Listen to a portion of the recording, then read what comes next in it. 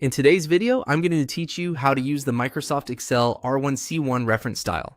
To get started, open Microsoft Excel on your computer. Once Excel is open, you can use any workbook for this, whether it's a new blank spreadsheet or one you already have. The goal here is simply to change the way Excel displays cell references so you can work in R1C1 style instead of the default A1 style. Next, go to the File menu. In the lower part of that menu, click Options. This opens the Excel options window where you can customize how Excel behaves and how formulas are displayed. If you've never explored this area before, don't worry. Everything we need is in one simple section.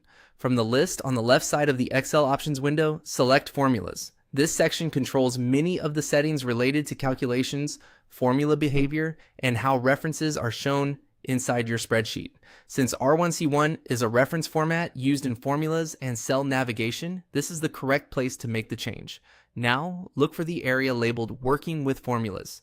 In this section, you'll see a checkbox called R1C1 Reference Style. Go ahead and check that box. As soon as this setting is enabled, Excel will switch from the familiar letter and number format, like A1 or B2, to the R1C1 format, where rows and columns are both represented with numbers. This can be especially useful if you work heavily with formulas, automation, or more advanced spreadsheet logic, because it makes relative row and column references very explicit. After checking the box, click OK to apply the change. Once you do that, you'll return to your worksheet, and you should immediately notice that the column labels now appear as numbers instead of letters. That's how you know the R1C1 reference style has been turned on successfully. If you ever want to switch back to the standard A1 style, you can follow the exact same path.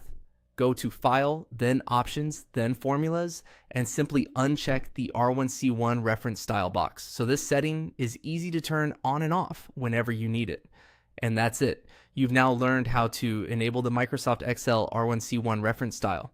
Thanks for watching.